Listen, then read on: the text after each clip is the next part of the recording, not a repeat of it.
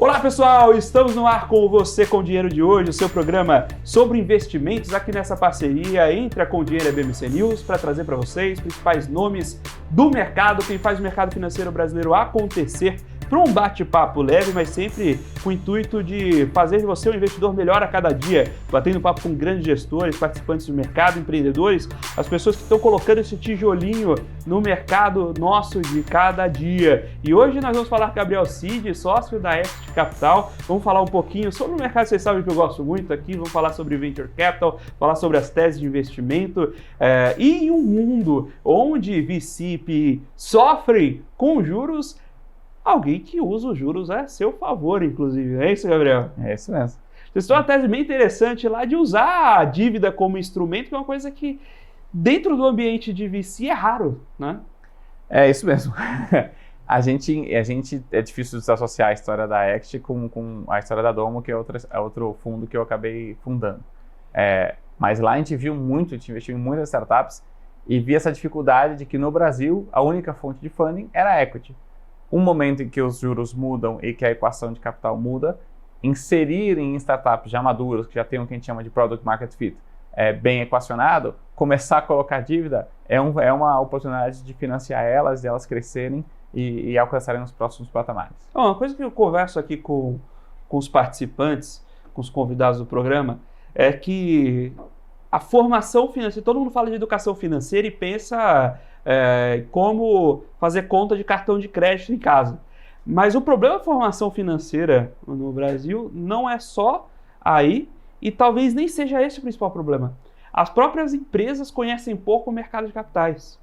Conhecem pouco como tomar dívida, conhecem pouco o que é estrutura de capital, como usar a estrutura de capital para aumentar valor. Então, se num ambiente de empresa média, que você tem um fluxo de caixa mais regular, conhece-se pouco e usa-se pouco, imagina para uma startup que a modelagem de fluxo de caixa é totalmente diferente, conversar com os bancos é totalmente diferente. Não, com certeza a gente faz essa ponte e quando a gente estruturou a Equity, a gente percebeu 3 dores onde a gente ia atuar e onde a gente chama que são o nosso tripé de atuação ou de adição de valor. O primeiro é a estrutura de capital, como a gente falou, então é inserir dívida, inserir crédito estruturado dentro da estrutura de capital das companhias. 2, isso vai exigir 2 coisas importantes, que são os 2 pilares faltando. Governança, então ela tem que ter uma história, controles, auditorias muito melhores. E terceiro, planejamento.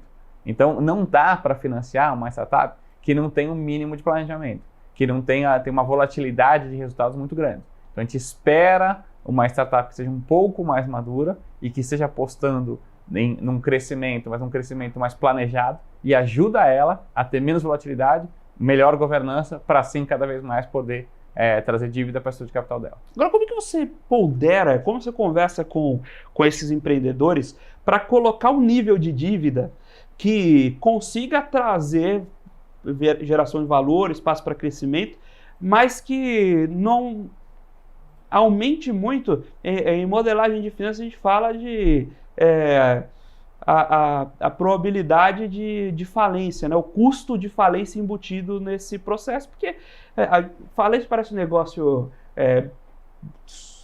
mais duro do que na prática realmente é um modelo tanto quanto qualquer coisa que se você começa a gerar menos caixa do que sua dívida, você não tem capacidade de honrar, ponto.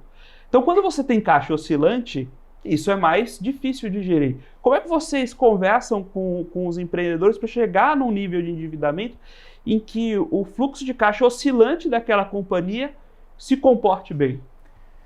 É difícil. É difícil, pouca gente... A gente faz perguntas difíceis aqui, né? Não, e é difícil e pouca gente consegue fazer. E o que a gente tem no mercado de capitais, que é natural, é um mercado que ele é tradable, né? Que ele é tradeado e que ele tem que ter preço o tempo todo, as pessoas pensam, por natureza, muito no curto prazo. E a gente vem de uma história de pensar a longo prazo, de pensar em empreendedorismo, de pensar a construção de valor de longo prazo, que é o Private Equity, Venture Capital, que é essa construção de valor ao longo do tempo, que vão ter bumps no meio do caminho, mas muito da história é isso. Levando isso em consideração, o que a gente consegue contribuir? A gente cria classes em cima dessa dívida. Então, a dívida em si, ela é uma só, mas aí é uma grande vantagem do veículo de investimento FDIC, que eu entro, eu que tenho uma assunção maior a risco e que sirvo como sponsor da operação, entro em classes subordinadas e dou ao mercado uma tranquilidade que, eventualmente, caso tenha essa volatilidade, eu sirvo com uma subordinação, garantindo ali uma certa tranquilidade para os investidores. E esse capital geralmente vai para FDICs, então? O nosso capital, grande parte, quando é dívida, está estruturado em FDICs. Provavelmente daqui a pouco tem as estruturas de debêntures financeiras que consegue usar por aí também. Mas na estrutura do FDIC justamente tem essa vantagem de, a partir das séries, você ter a própria absorção de impacto. Mas um outro ponto aí é como você desenha as cláusulas, do gatilho, né? Para justamente fazer chamada de dívida. Porque se você for nas cláusulas tradicionais, poxa, se a dívida atingir 4 EBITDAs, eu chamo o capital de volta. Pô, não funciona. Não. E às vezes você vai ter EBITDA negativo no meio do caminho, aí desmancha a operação. Como vocês participam da estruturação dessa dívida, e aí você consegue opinar nessas cláusulas? Sim, não. Esse é o nosso grande papel. Nosso grande papel, eu brinco que é um sindicalizador do mercado. Então, enquanto que desde que a gente criou a Equity, foi muito uma construção de trazer uma transparência que o mercado de capitais não enxerga e nem quer enxergar, porque o mercado de capitais ele é muito grande e o trabalho dele ali é muito de alocação em projetos estruturados e não em estruturar. Ele não tem tempo, um cara que tem nosso investidor médio, a gente pode falar um pouco sobre ele, mas ele tem 10, 15, 20 bilhões sob gestão. Ele vai colocar 20, 30 milhões de reais nos nossos fundos, ou na startup em si. Então, ele exige que eu faça esse trabalho. Eu estou estruturando, né, na cabeça dele, desculpa, eu estou estruturando e ele vai colocar numa classe sênior. E ele exige que eu esteja lá. Então, é isso que a gente coloca. Voltando um pouco sobre o que você falou, que é muito interessante, as debêntures financeiras versus o FDIC. A grande complexidade da debênture financeira é um daqueles pedaços que eu te falei, governança. A startup ela não nasce pronta para uma governança que ela tenha capacidade, no geral, tá? Exceções são exceções. Ela não nasce pronta para ter uma capacidade de interface com todos esses investidores. Na hora que te cria um veículo como o FDIC e eu passo a ser o gestor do FDIC, a minha responsabilidade é essa. Então eu ajudo o empreendedor a ir fechando esse gap de governança enquanto ele já tem uma operação. E eu sou o grande responsável, eu digo a Action, né? O grande responsável por fazer esse fechamento de gap entre a governança das partes e ele conseguir ir cumprindo para deixar de precisar da Action. Isso você vai preparando, amadurecendo a companhia para que ela consiga ser vista melhor pelos olhos do mercado. E tem um outro ponto aí, que é o seguinte. Quando a gente olha, tem um grande amigo meu, foi meu colega no mestrado, que é o José Renato Maniz. E ele ele pesquisa justamente sobre estruturas de valuation rounds.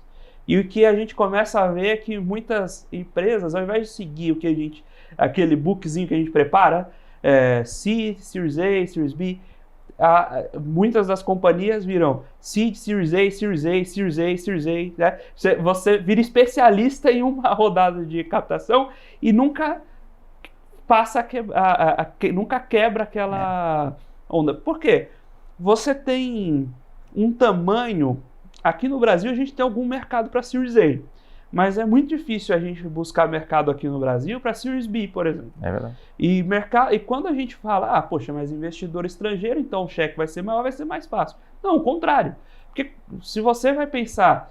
Uma vez eu estava conversando com o GIC, um determinado investimento.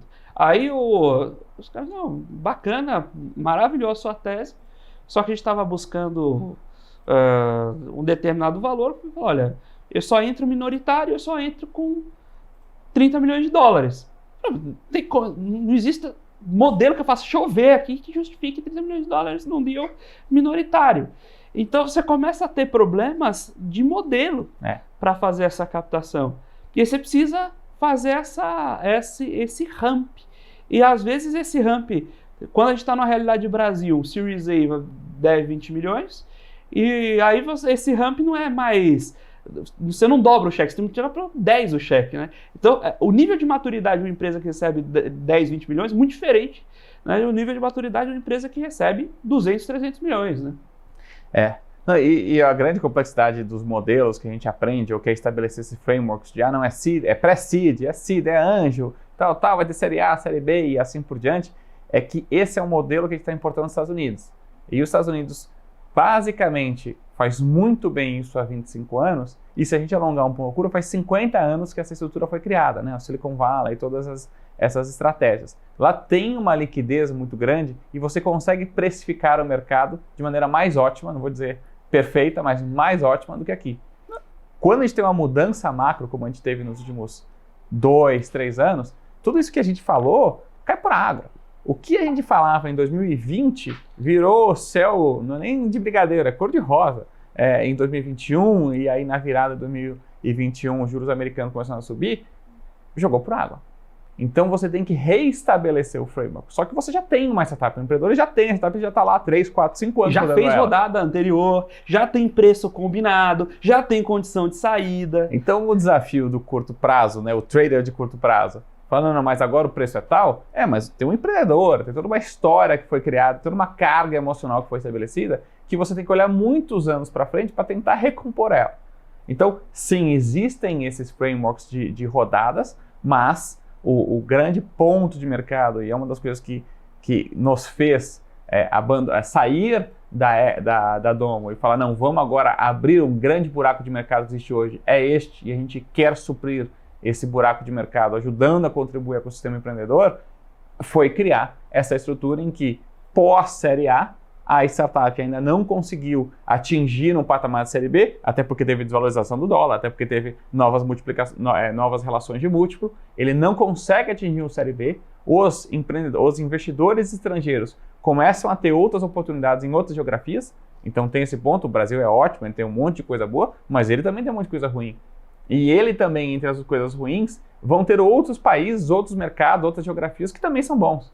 O investidor estrangeiro, ele tem menos ligação ou paixão ou bias, né, como a gente fala, ou viés aqui no Brasil, como a gente aqui morando tem. A gente tem uma vontade de investir no Brasil. O gringo não tem uma vontade de investir no Brasil, ele tem uma vontade de investir bem o dinheiro dele. Se for no Brasil, ótimo. Então, fechando essas mudanças, essas placas tectônicas que tem que se arrumar, a gente teve que rever todo esse plano. E a nossa intenção, a nossa perspectiva lá atrás, e hoje já muito mais próxima de uma realidade, então já testando com outros investidores, é isso, a startup fez um série A, ela não vai alcançar um estágio de série B, porque o estágio de série B cresceu, ela até ia alcançar nos critérios de 2020 e 2021, mas o estágio mudou. Então ela chegando no estágio anterior, o que ela faz? Aí a gente monta estruturas de garantias, ou monta estruturas de crescimento que permitam ela se diluir menos, tomando um pouco menos de risco para atingir o próximo patamar de crescimento dela esperado. Nesse ponto de mudança de múltiplo e como o cenário evolui com o carro andando, você, muitas vezes, quando você entra num Series A, você coloca essas condições, né? Fala, olha, eu entrei a esse valuation, se a próxima rodada for abaixo desse valuation, você dilui o founder para eu garantir meu valuation, o valuation da minha parte no valuation atual, mantido constante, eventualmente com alguma valorização, inclusive. Como é que estão sendo essas negociações nesse momento em que, se a gente for pensar 2021, juros globais a R$0, a gente tinha múltiplos muito diferentes dos de hoje, e naturalmente preços muito diferentes, preços de face muito diferentes. Então, como é que fica essa conversa, essa negociação entre fundos e founders? Porque o fundo apertar demais perde o founder, né? A gente fundou a Act em setembro de 2022. Então, porque a gente anunciou o primeiro investimento. Essa história mesmo.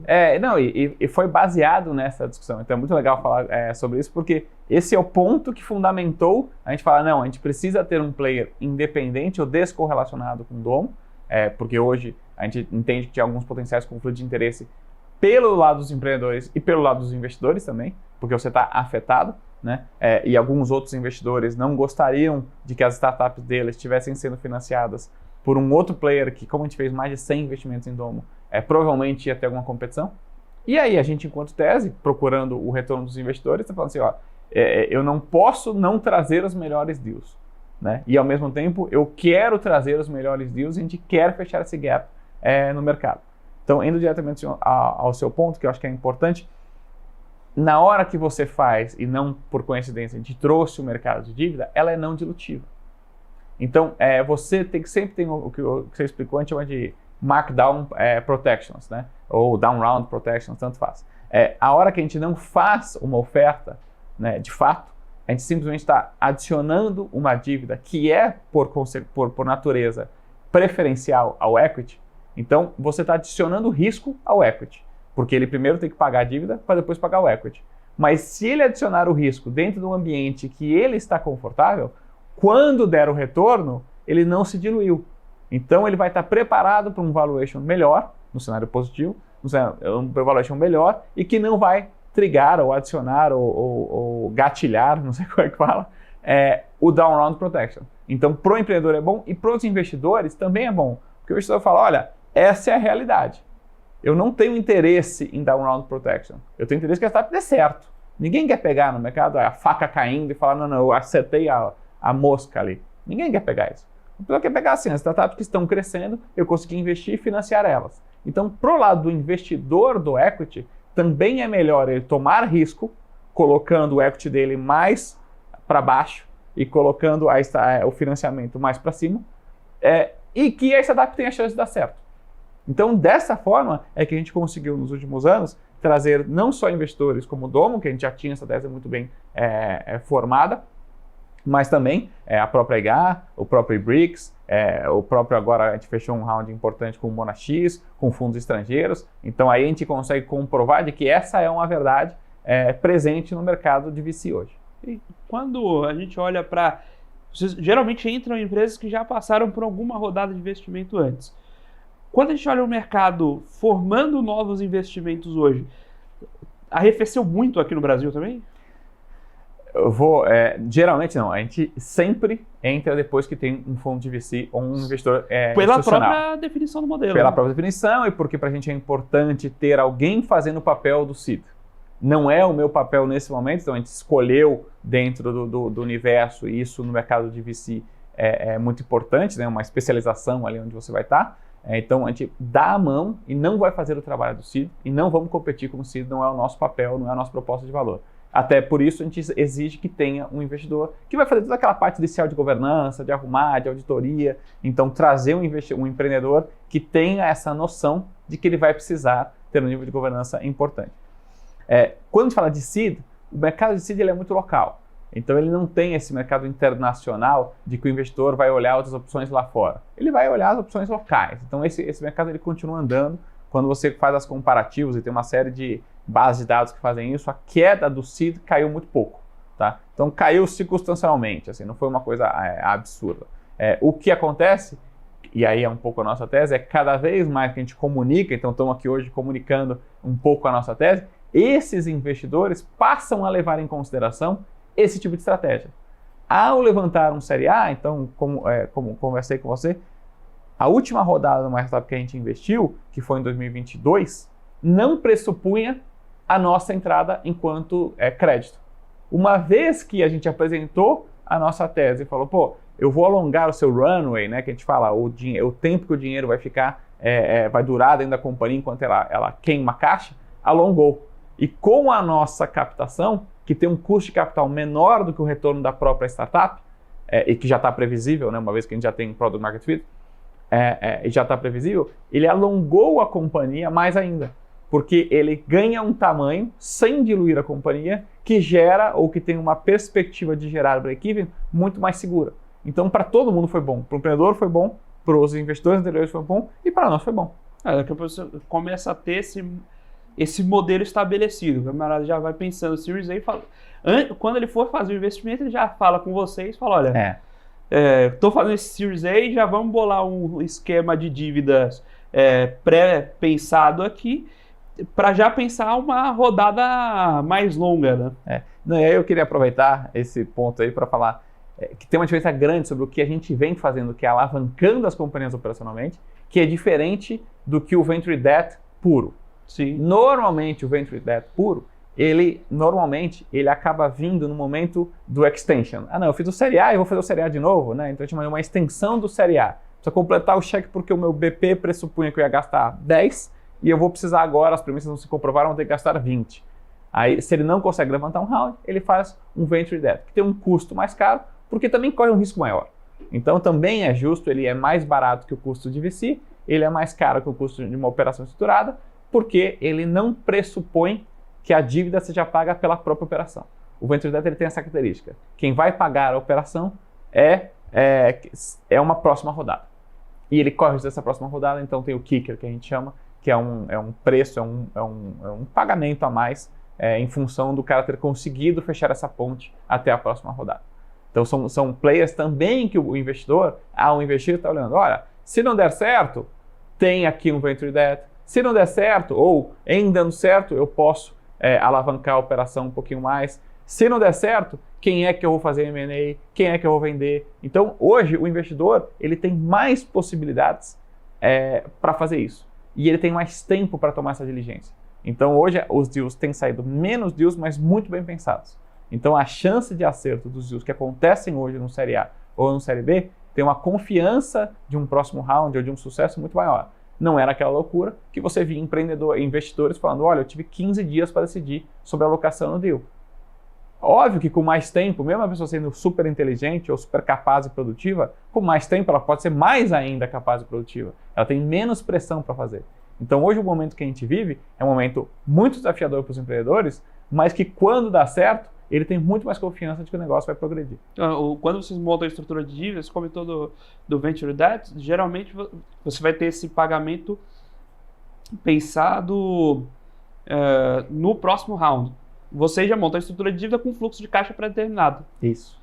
Então isso naturalmente tira um pouco de componente de risco para dentro da operação. Isso. Então, assim, só que esse componente de risco, ele ainda é maior dada a incerteza de algumas operações, por exemplo, a quantidade do negócio, né? Então você normalmente tem um G&A maior do que o necessário, e aí quando eu falo de G&A eu incluo o que a gente chama de P&D, né? Pesquisa e desenvolvimento, ou R&D em inglês, porque a startup ela é inovadora, ela está crescendo acima da capacidade dela, ou ela está investindo hoje no produto que ela vai lançar amanhã, que vai manter a competitividade dela. Como ela faz isso, ela sempre investe a montante. Então o G&A dela está sempre superestimado. Né? Então ela gasta muito mais do que uma empresa igual a ela deveria gastar. E é verdade, por quê? Acabamos de falar de governança, acabamos de falar de planejamento. Uma empresa média, uma empresa que fatura 20, 50 milhões por ano, não tem uma estrutura de board, não tem uma baita uma estrutura. Ela consegue se virar ali, ela cresceu, virou esse faturamento ao longo de 10, 20 anos. A startup virou isso ao longo de 2, 3 anos. Então, desde que engatou, né, vamos dizer assim, ela cresce muito rápido.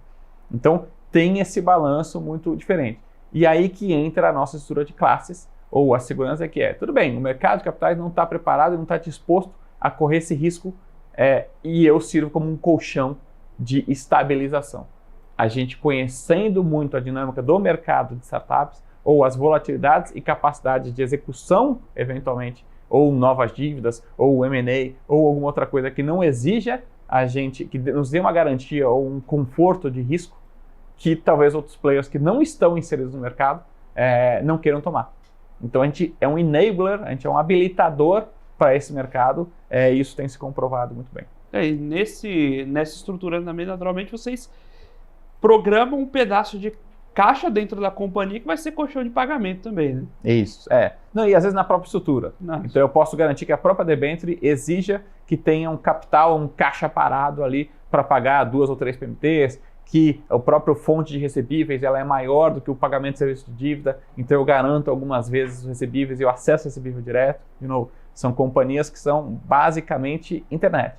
Então todos os boletos pagam na mesma conta, grande parte é recebível de cartão de crédito, eu consigo hoje, via todas as ferramentas de intermediação e certificadoras, que elas passem por um ambiente previsível. A forma de você resgatar o dinheiro ou capturar o dinheiro é muito mais simples. Uma empresa não digital, era muito mais complexo fazer isso. Quando eu te perguntei antes de começar o programa, antes de começar a gravação, sobre o nome da Exit, né? E você tinha comentado desse acompanhamento até o exit, né? Por isso a brincadeira com o nome. Eu tenho uma pergunta um pouco de ecossistema ainda, que eu queria fazer ainda nesse bloco, que é a evolução da mentalidade do empreendedor, para bem e para mal também, né? Eu lembro que lá em 2012, mais ou menos, estava num programa 2012, 2013, um programa com a Estudar, junto com outros founders e tal, que tinha muito essa ideia de colocar assim, era um ambiente ainda em ebulição, mas se a gente pensar que PI e VC do Brasil começaram no começo dos anos 2000, era relativamente novo, a gente acabaram de passar pelas primeiras rodadas cheias. E tinha uma brincadeira que a gente fazia lá, de startup ser, naquele período, o que seria equivalente às bandas de garagem nos anos 80. Então, você queria irritar seu pai, você falava que não ia largar a faculdade de medicina e abrir uma startup. Então, tinha esse negócio da startup pelo glamour de ser startupeira. Com o passar dos anos, quando a gente teve aquela encolha de juros e, consequentemente, esticar os múltiplos, a gente viu um período em que o empreendedor começava uma startup para vender. Né? Você não tinha aquela cabeça do empresário de, não, eu quero viver isso aqui é minha vida, eu vou fazer isso o resto da vida. Eu quero fazer isso para ter um exit em 5 anos, 10 anos talvez. Como é que está a mentalidade do empreendedor hoje? A gente está tendo muito essa cabeça de montar startup para sair? E como isso afeta o mercado? Essa pergunta é difícil. Segunda é difícil, eu tenho que guardar essa história aí. Mas primeiro ponto, né? Sim, tinha muita gente que saía do MBA e falava assim, vou empreender e vou sair em 2 anos. Ou fiz aqui uma determinada máfia, né? Como o pessoal fala, sair dessa empresa porque aí eu já tinha contato com os investidores, vou levantar o dinheiro e aí no mínimo eu vou ganhar o mesmo que eu ganhava antes enquanto executivo e talvez eu ganhe uma bolada no exit e etc. Isso de uma certa forma acabou porque a resiliência desse empreendedor ela é muito menor. E a hora que ele vê que não vai dar aquele plano cor-de-rosa, como a gente tinha falado, com certeza, então, por alternativa, não vai dar certo. E não vai dar certo, o empreendedor ele é rápido bastante para falar assim, eu não vou gastar mais 1 ano queimando caixa, porque não é o caixa, a minha carreira que eu estou abrindo mão. É 1 ano de carreira mais 1 ano de alocação, etc. Então ele devolve o dinheiro para o investidor, muitas vezes, inclusive. Fala, não, eu quero até fazer uma moral com o investidor, eu vou devolver o dinheiro. Então, esses casos estão muito pequenos, pelo menos do nosso ponto de vista, pelo que a gente acompanha. E não é do nosso interesse, não é esse tipo de empreendedor que a gente tem interesse em financiar, é o empreendedor que está passando por uma dificuldade, não está o plano que ele gostaria, mas que tem fundamento para ele continuar a crescer e ele quer. Né? Então, acho que em termos de fundador, isso é importante. Tem um segundo ponto, que o que aconteceu muito nesse boom que a gente estava discutindo o empreendedor ele ia trabalhar numa grande startup. Desculpa, esse empreendedor, né? Então o cara saía do MBA em Wharton ou em Columbia, não sei o quê, e ele era recrutado, né, normalmente por banco de investimento ou consultoria estratégica, e o terceiro player estava sendo as startups. Ele ia lá trabalhar numa startup porque ele ia ganhar, conseguir operar aquilo, etc. E tal. Este terceiro ponto, que já estava virando o quadro, que eu vou empreender e já tenho funding, está voltando para esses 3. Então o empreendedor, e é isso que a gente tem ajudado bastante, quando eu chamei também de governança, a gente quer founders que consigam chegar até o exit. Né? Então, consigam exit no sentido mais amplo, né? A posteridade. Né? Então, eu quero esse cara que ele consiga chegar e feche o gap, porque a empresa muda. A companhia vai mudando, os desafios do empreendedor mudam. E ele passa, onde a gente investe, a ter que gerir mais gente. E essas pessoas são muito mais especialistas e são muito melhores do que ele naquela especialidade. O que eu quero dizer com tudo isso? Ele está contratando outras pessoas. Então a gente está pegando e está ajudando o mercado também. Óbvio, isso aí não faz parte do nosso plano, mas é natural, dado o relacionamento e tudo que a gente construiu nos últimos anos. A gente pega esses caras que estão saindo de MBA, esses empreendedores que não deram certo right of fire, e fala, pô, vem fazer parte do time de BizDev, vem fazer parte do time de comercial, vem, você tem uma capacidade de produto muito boa e essa startup precisa. Então ele vem e ele vira um executivo, às vezes financeiro, né? Então de fundraising ou de planejamento financeiro, como a gente está colocando bastante, são qualidades necessárias que ele acaba extravasando a vontade dele de empreender empreendendo através de stock option, empreendendo em outra startup. E esse é um passo que a gente tem feito bastante, que eu acho que responde um pouco da sua pergunta.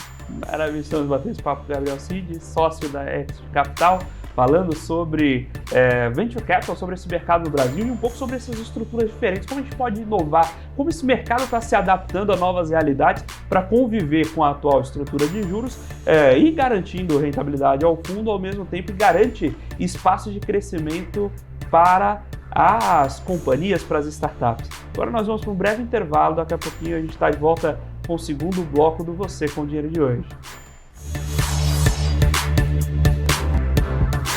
Olá pessoal, estamos de volta aqui para o segundo bloco do Você com o Dinheiro de hoje, batendo papo com o Gabriel Cid, sócio da Exit Capital, falando sobre o mercado de Venture Capital, falando sobre um pouco das inovações de estrutura de engenharia financeira nesse mercado para continuar tornando viável tanto da ponta do investidor quanto das empresas investidas. E aí a gente conversou no primeiro bloco bastante sobre o modelo, de vocês olharem, essas empresas já tinham passado por Series A e como tornar esse degrau, só para o pessoal até em casa ter a dimensão. A gente tá falando, quando a gente fala de um fundo trazendo 50 milhões de dólares, está falando de 250, 300 milhões de reais, vamos pegar aqui existem algumas small caps, uma small cap sólida no Brasil está na casa de $1 bi. E uma empresa no Brasil, o corte de novo mercado da B3 é 25% de free float. Ou seja, a $1 bi de valuation, com 25% de free float, 300 milhões seria ir para a bolsa, né? A fazer abertura de capital. Então, é um salto grande para a companhia. E, naturalmente, vai exigir esse nível de governança também, né? Então, é um outro jogo. É difícil fazer esse ramp, né? Não, e é muito interessante porque o pessoal fala de IPO e tal, mas o desafio do IPO, ele é relativamente simples. Porque com você fazendo 25% de free float, você vai contratar um banco, o banco tem que estar confortável bastante e os FIIs se ajustam com esse nível de conforto, que levante algum dinheiro, por exemplo, 250 milhões de reais. É doable, é fazível, né? O desafio é a volatilidade depois de fazer o IPO. Então você vai ter uma volatilidade de resultados muito grande que o investidor de varejo, o investidor de pessoa física ou mesmo os fundos de ações podem não estar confortável em segurar aquele ativo. Então o grande trabalho que, por que não faz IPO pequeno, a minha percepção você vai fazer o IPO, o empreendedor vai gastar um tempo dele relevante para explicar que a volatilidade implícita do negócio dele, porque está crescendo, né? Está falando de empresas que crescem 30%, 40%, 50% ao ano. Não está indo conforme o resultado, mas segue crescendo não 50% como projetado, mas 30%. Que empresa que cresce 30% ao ano na bolsa de uma maneira linear, né? Sem nenhum bump ou muito tranquilamente? Então, o empreendedor, às vezes fala assim, eu não quero um investidor, eu não desejo um investidor, se eu preciso é outra coisa, né? Mas eu não desejo um investidor que me atrapalhe, me desconcentre, nem atrapalhar, mas desconcentre ele para isso. Então, eu acho que esse é um dos principais motivos que ele acaba procurando investidores institucionais, investidores com visão de longo prazo, que aceitem melhor esses bumps sem gastar tanto do tempo do empreendedor para executar o plano dele.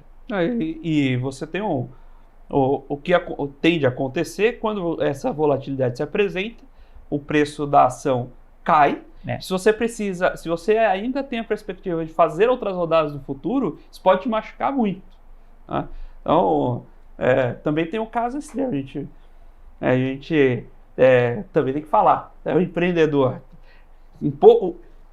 um pouco mais conhecedor desse movimento, ele faz um pedaço da emissão secundária, deixa o dinheiro guardado, quando a ação cai, ele vai lá, recompra, fecha o capital da empresa e volta para casa. Se você nesse de 2021, esse boom de IPO de 2021, você não vê tanto isso. Mas pega o de 2007, vê quantas daquelas empresas que abriram capital continuam abertas hoje. É verdade. E depois você vê quem comprou as ações. Não, eu acho que se fosse premeditado, seria até ruim. E você, enquanto investidor, tem que estar olhando os incentivos vamos dizer assim, do controlador. Porque se o incentivo do controlador é pró-empresa ou é pró o bolso dele. Se é pró-empresa, investe junto. Se é pró o bolso dele, cuidado. Não é nem não investe, é cuidado. Em compensação, esse é o lado ruim. Em compensação, o lado bom ele tinha dinheiro para fechar o capital da empresa e me dar liquidez. Porque se todo mundo quer vender, a ação cai mais ainda. Bom ponto, entendeu? Esse é um bom ponto de vista. Então, pelo menos eu consegui sair. Entendeu? Você fala assim, pô, tá bom, não é o que eu queria, não era o que eu achava, mas o empreendedor ou o controlador, nesse caso, ainda acredita e está disposto a comprar, é um bom sinal. Entendeu? Óbvio que muitas vezes acontece o contrário. Ele fala, eu só quero comprar se for para tirar da bolsa. Aí eu quero executar todo mundo, eu quero sair todo mundo. Porque, neste caso, eu, enquanto investidor, se fosse pessoa física, você estaria falando pessoa física, não, esse cara quer e ele está acompanhando e tal, então eu não vou vender. Mas às vezes acontece o contrário. Então, eu tenho que vender. Você abrir um programa de recompra é legal. Você abrir uma OPA aí é um negócio que já te deixa preocupado. Né? E nos Estados Unidos, que acontece muito, né? Esse mercado, como tem muito mais full corporations, ou como o empreendedor ou o controlador não tem tanto capital, são os leverage buyouts de empresas abertas se tornando fechadas e se tornando abertas de novo. E a gente não está falando de empresa pequena, não. A gente está falando da Dell. A Dell aconteceu isso. Exato. A Dell teve uma rota de resultados ruins. O empreendedor acreditava muito no negócio, não tinha capacidade, dado o tamanho do negócio, de fazer. Ele usou o private equities, ou captou junto com o private equities, fechou a companhia, executou as melhorias adequadas que ele não conseguiria fazer no mercado aberto, dado todo o news flow e etc e tal, e voltou a listar a companhia. Então, assim, a gente fala às vezes do Brasil, não sei o quê, mas o news flow, o investidor de varejo, ele não quer uma volatilidade de resultado muito ruim, muito ampla. Quem quer isso são os fundos de VC, são os fundos de private equity, e até por isso que no longo prazo o retorno exigido por esses fundos é maior do que o retorno de bolsa. Então, tá tudo combinado, tá tudo dentro do framework, né? Se você tem uma volatilidade maior, você precisa ter um retorno esperado maior para poder fazer esse tipo de investimento. Teve um artigo no começo do ano, no Financial Times, justamente sobre a redução do número de companhias listadas no mundo. Esse número vem reduzindo, com muitas empresas sendo fechadas para fundos de private equity para fazer trazer uma expressão bem brasileira, esse freio de arrumação da casa antes de voltar ao mercado. E completando com isso, e aí essa empresa fecha, arruma a casa e muitas vezes é vendida para outra aberta. Então você abre as possibilidades de exit. Você não é obrigatoriamente... Porque tem alguém pensando exit. É diferente de você estar uma corporate de verdade, ali puro sangue, toda pulverizada na bolsa, que não tem ninguém pensando estrutura... Uma coisa é você pensar em estrutura de capital, outra coisa é a shareholder structure de quem é dono. Né? Qual é o melhor jeito de ser dono? Isso é uma outra área de pesquisa e que se fala muito menos. Né? Mas a gente, enquanto investidor de VC, tem que olhar todas essas áreas. Sem dúvida. Então a gente está sempre olhando e sempre acompanhando o que está acontecendo no mercado, dando sempre o filtro geoespacial, né? Então, assim, a geografia norte-americana não existe outra no mundo, né? Então não é Europa, não se conta, não é Ásia, não é China, não se conta. A capacidade que eles têm de geração de valor e atração de valor é muito grande. Então, quando a gente, trazendo um pouco para cá, o mercado local é o mercado lá fora. O mercado lá fora é enorme, mas se você não for relevante, você some no mercado lá fora. Então, a gente também discute, podemos falar um monte de operações que foram feitas IPOs no Brasil, mas IPOs lá fora, que perderam tração e que talvez o cara fala, é melhor eu ter o mesmo múltiplo aqui no Brasil, que eu pelo menos tenho news flow, que eu pelo menos consigo trazer gente para prestar atenção em mim, do que estar listado lá fora e ninguém nem olha para mim. Sem dúvida. Então, deixa eu te perguntar, porque o programa está passando rápido. Deixa eu te perguntar, você pode contar um pouquinho das teses investidas também? O que vocês têm hoje no portfólio? Conta um pouquinho das histórias ali dentro, que é sempre bacana de acompanhar. Claro. Bom, a gente analisou ao longo da vida mais ou menos 20 mil startups. Né? Então, por ano a gente tinha uma capacidade de análise de mais ou menos 4 mil. E a capacidade sempre nos deu um bom olhar de mercado, um bom trend do que o empreendedor está fazendo. Porque a gente não faz nada. A verdade é essa, a gente não pode achar diferente. O que a gente tem que ver é quais são as ideias dos empreendedores e dentro das ideias dos empreendedores que vão carregar esse negócio, o que a gente consegue financiar, o que a gente consegue ajudar eles a empreender. Nesse sentido, a gente estabeleceu ou cruzou uma série de etapas e entendeu que 3 grandes mercados a gente consegue ajudar bastante. Tá? Primeiro mercado, os vertical banks. Né? Então, o que é vertical bank? Antigamente tinha lá os digital banks. Os digital banks, antes dos digital banks, tinha as wallets. né? Então, tinha uma wallet, aí era o desbancarizado, e aí o grande caso de Nubank é que ele conseguiu ser uma wallet que dava dinheiro, então via cartão de crédito, e ele conseguia roubar uma base do mercado, e obviamente ele teve todos os méritos dele de conseguir diversificar produto, mas tiveram uma série de wallets que não ganhavam tanto dinheiro na esperança de depois ganhar dinheiro de alguma outra forma. Começaram ganhavam, depois virou muito competitivo, não ganhava. Os digital banks, um banco, por fundamento, ele tem que dar dinheiro, tem que emprestar dinheiro, senão ele é só um banking, né? E o banking tende a ter pouco diferencial competitivo. Nessa estrutura, então, a gente ajuda muitas startups a pensar veículos de crédito ou oportunidades de crédito para aquele segmento, para aquela área onde aquela startup, aquela fintech está atuando.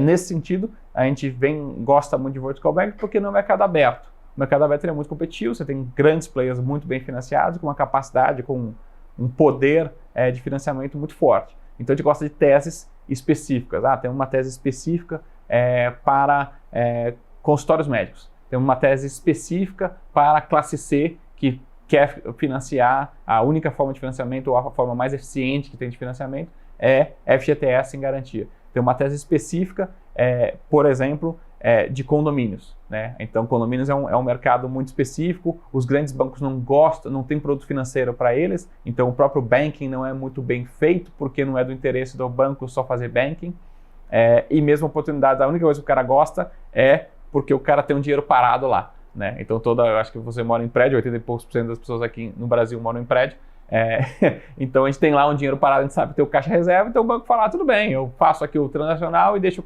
o caixa reserva a 70%, 80% daí. Então é do interesse dos bancos nesse sentido, mas não de inovar e de ajudar. Uma outra tese que a gente gosta bastante, além de vertical bank, são o que a gente chama de value chain extension, e aí eu brinco com o nome de X também.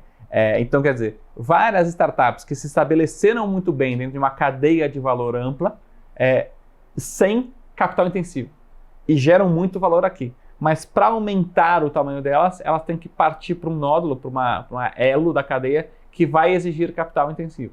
E aí a gente ajuda financiando ou dando investimentos para este capital, enquanto eu tenho, de uma certa forma, a garantia uma operação rentável tech. E isso serve de auxílio para aumentar essa cadeia. E aí que a gente tem aí bastante coisa de mobilidade, mas também a gente acredita muito em algumas coisas de IoT, por exemplo. Então tem um contrato de longo prazo, e eu gosto muito desse exemplo, né? Vou gastar um pouquinho mais de tempo. Por favor. A gente gosta muito do mercado não performado, né? Então você faz um contrato com uma empresa, vou dar um exemplo qualquer, segurança patrimonial, né? Então tá bom, então eu vou ter que fazer uma empresa de mão de obra, alocação de mão de obra. Então você vai ter que ter mão de obras e etc e tal, ter 5 pessoas para monitorar um perímetro de um prédio, por exemplo. Mas se você coloca uma câmera, você consegue monitorar com uma pessoa com a mesma capacidade e até mais produtividade se você tiver 4 câmeras em volta. A capacidade de performance daquilo é muito menor, porque é só olhar a câmera. Enquanto a câmera tiver internet, enquanto a câmera tiver energia, ela vai estar monitorando. Só que o que acontece? Você tem um risco de investimento inicial versus o resultado final. O resultado ao longo da vida do contrato ela é muito maior, mas você exige um investimento inicial. Muitos bancos não têm interesse ou modelo de crédito para isso. E aí a gente acaba entrando nesses modelos de crédito e desenvolvendo naquilo que a gente acha que vai ser grande o bastante, não só para a Ext, que a gente nutre dentro de casa, quanto para depois sindicalizar com o mercado de capitais. Deixa eu apertar um pouquinho algumas outras teses aqui também. Vocês têm um investimento na Turbi, não é isso? Sim. Conta um pouquinho dessa tese, como é que está o momento dela, e aí o que vocês estão olhando em termos de crescimento, né? A gente tem um mercado no Brasil, que é um mercado de locação, a gente desenvolveu isso bem, mas de uma forma diferente do que era planejado antes. Dentro de Turbi, como vocês estão vendo essa tese e como ela conversa com o modelo da gestora? Foi bom você usar essa, porque essa é a que ilustra melhor toda a trajetória, né? Então eu investi na Turbi, eu era o sócio responsável em Turbi em 2017 para 2018, tá? Via Domo, né? Então a gente acompanhou, tinham 37 carros quando a gente entrou, hoje tem mais de 4 mil, então demoramos mais ou menos 1 ano e meio para bater 1.000 carros, então batemos 1.000 carros, todos locados, Então, como eu te brinquei, né, o elo da cadeia era a locação. Então, tinha outras teses de investimento. A primeira tese de investimento é: as pessoas querem alugar um carro sem falar com ninguém? As pessoas querem alugar um carro online, vão dar certo, vai funcionar, vai ter demanda bastante para isso, ou é um negócio de nicho, um negócio que poucas pessoas querem fazer? Esse era o primeiro risco. Naquele momento, tudo era terceirizado. Então, o device, né, o IoT, que bloqueia tudo e monitora tudo, era terceirizado. Uma vez que provou-se a tese, né, minimamente, falou: não, vamos verticalizar um pouquinho. Verticaliza o device. Ainda não temos capital ou capacidade ou previsibilidade financeira para fazer essa operação dos carros, mas vamos esperar. E virou 2000, então lá para 2020 a gente atingiu os 1.000 e poucos carros, veio a pandemia. Então, quando a pandemia, a gente teve que segurar um pouco, porque as pessoas era proibido sair de casa. Então, imagina uma empresa de mobilidade que você não podia sair de casa. Então, obviamente, a Turbo atua exclusivamente hoje no estado de São Paulo. Então, ela não conseguia não conseguia crescer muito. Então, essa foi uma empresa que ficou quase 2 anos com um crescimento marginal baixo, com muita produtividade, aproveitou isso para reinvestir em tecnologia, melhorar, conhecer a pessoa, conhecer a persona, como a gente fala, estabelecer relação, criar uma base de clientes super fiéis e bateu 2.500 carros em 2022, tá? No começo de 2022. No começo de 2022, a gente acreditando que, de fato, o pior da pandemia tinha passado, ela estabeleceu uma operação de mercado de capitais. Ela falou: agora chegou a hora da gente dar aquele passo do elo da cadeia junto a financiar, né? Então, emitir uma dívida corporativa para comprar carros. Então, foi uma primeira operação. A gente estava no nascedouro ali de Equity, e aí a companhia decidiu contratar a XP, e a XP foi contratada como um banco de atacado para estruturar essa operação. Então, hoje essa é uma operação que até está viva hoje, né? Tá morrendo, está sendo paga ao longo desse ano, mas que foi muito importante para ela ter esse impacto com o mercado de capitais. Então, tinha mais ou menos 12 investidores, a Equity era um deles, obviamente, e fizemos em classes, como você comentou. Então, deu certo, funcionou, a gente falou: beleza, agora precisamos criar disso de maneira sustentável. Vamos criar um veículo que ele seja perene. Então, o FDIC em si, ele é perene. O que você vai tendo são várias classes de ações que vão vencendo e vão trocando como a gente chama, né, os holders, os detentores desse ativo. De lá para cá, então, a gente alavancou muito a companhia. Então, ao longo de 2023, a gente captou mais ou menos 120 milhões de reais em crédito, né, em investimentos para a companhia, até que ela estava muito alavancada e tomou uma decisão de fazer um investimento em equity, né, em ações preferenciais dessas classes distintas, para desalavancar a companhia. Então, naquele momento, ela era uma empresa que tinha muita dívida e com um patrimônio que tinha uma virada. O patrimônio estava negativo porque eles não investiam, eles pegavam todo o P&D e não colocavam como patrimônio, colocavam como despesa, então o patrimônio era negativo. Nesse momento, eles levantaram mais ou menos 150 milhões de reais. Esses 150 milhões de reais deu uma robustez e uma desalavancagem operacional. Com a desalavancagem operacional, o momento que a gente está é basicamente pagando os dívidas anteriores, desalavancando a companhia e preparando para uma nova alavancagem da companhia. E tem uma outra tese aí que acho que é legal para exemplificar a questão do vertical banking, que é a tese dos condomínios. Conta um pouquinho para a gente dela também. Eu estou pensando algumas só para a gente conseguir ter essa visão. E a companhia acabou entendendo que ela tinha 2 produtos financeiros muito importantes, né? O primeiro produto financeiro que ela tinha o banking, que fazia toda a relação, e ela dava garantia via produto financeiro dos recebíveis para os clientes, para os condôminos, né? Então, pensa no síndico que tinha que fazer uma cobrança dos vizinhos dele, e ele não tinha nem conforto e nem interesse em fazer isso. Ele não era profissional, nem pago ele no geral, né? O síndico profissional é muito pequeno aqui dentro do espaço de condomínios no Brasil todo. Então é um morador, é alguém ali que está pro bono, ajudando. E o segundo ponto os condomínios, eles têm um grande desafio que é a renovação condominial. Não só de fachadas, mas ele tem que ter um facelift, né, que a gente fala, mas melhorar. Pô, acabei de falar de mão de obra. Vou tirar o porteiro que fica no horário comercial, que eu tenho 2 porteiros, e vou colocar a portaria remota, que é muito mais barata, mas exige um upfront, exige um investimento a montante, que é toda a parte de infraestrutura lógica, né, que a gente fala, infraestrutura tecnológica, para ele fazer isso. Nesse momento, quais eram as opções do condomínio?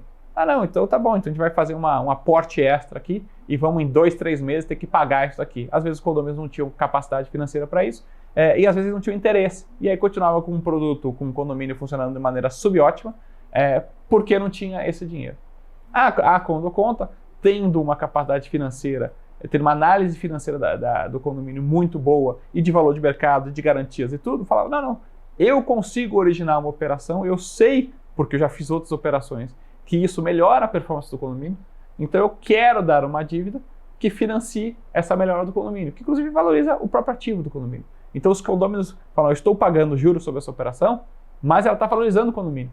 Então, na verdade, muitas vezes o condomínio gosta de fazer isso. Ele só não fazia antes porque tinha alguma resistência de algum outro condomínio ou de alguma outra coisa que ele não conseguia fazer. Então, hoje, eles já originaram, acho que mais de 20 milhões de reais só nesse tipo de operação, financiando CAPEX, que a gente fala, né? Então, melhorias para os condomínios e aí alongando a dívida, pagando em 30 vezes, 40 vezes, coisas que se ele tivesse que financiar vou dar um outro exemplo, um pagamento de fachada. Né? É um pagamento caro que o empreiteiro não tem dinheiro para financiar isso daí. Então a obra ela é subótima também, né? Estou só ilustrando um pouco. O cara fica 10 meses revendo a fachada. Quantos prédios a gente não vê aí pela rua que está lá a fachada, o cara está refazendo, você fala, pô, passou um mês, passou 2 meses, que obra demorada? Não é que a obra é demorada, é que o condomínio não tem dinheiro para pagar. Então ele vai pagando parceladinho. É óbvio que essa obra ela foi mal dimensionada, que ela tem perdas que ela poderia ter economizado. Ao invés de perder isso aqui, perde em pagamento de juros.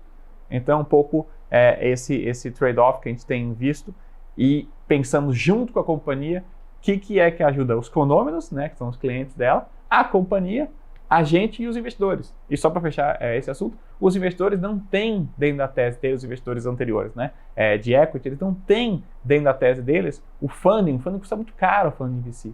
Ele não pode pagar capital de giro, ele não pode pagar a subordinação do giro, mas ele não pode pagar o crédito todo. Não é da orientação, não é não tem performance para isso. Então, como é menos risco, a gente separa esse patrimônio separado, né, em um outro veículo e aí vai alavancando esses veículos. Então, acho que deu para ilustrar bem aí, você foi preciso nas suas escolhas. Tá certo, muito obrigado, Gabriel.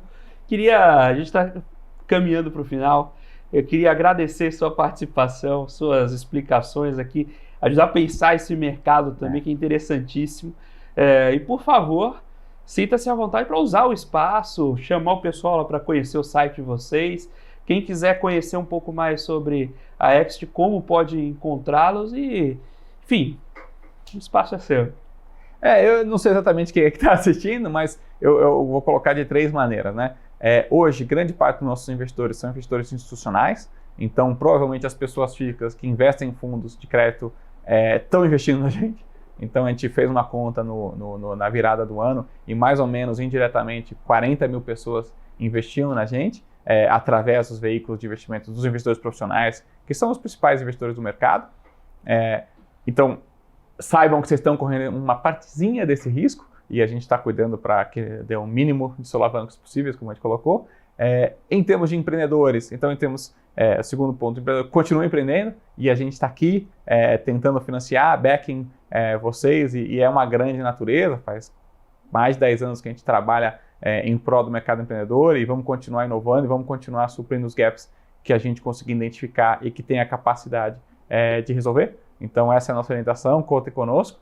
E terceiro, os nossos grandes investidores, eu acho que eventualmente estão aqui assistindo com vocês, então o programa é super legal. Saibam da nossa escrutínio, da nossa segurança e como a gente coloca o nosso dinheiro a risco para dar essa segurança e faz o que a gente chama de skin in the game e alinhamento de interesse para que a gente continue crescendo e fomentando aí essa indústria. Maravilha, muito obrigado mais uma vez pela participação.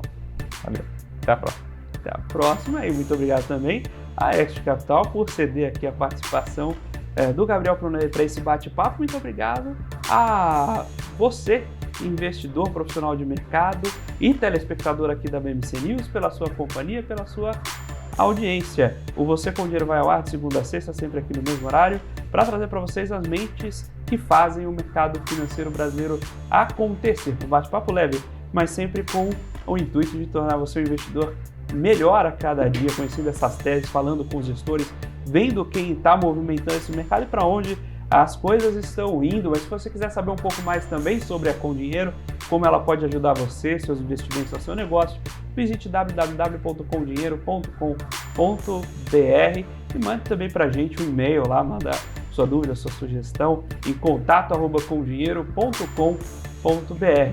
Você com Dinheiro de hoje vai ficando por aqui. Muito obrigado pela sua companhia, pela sua audiência e até a próxima.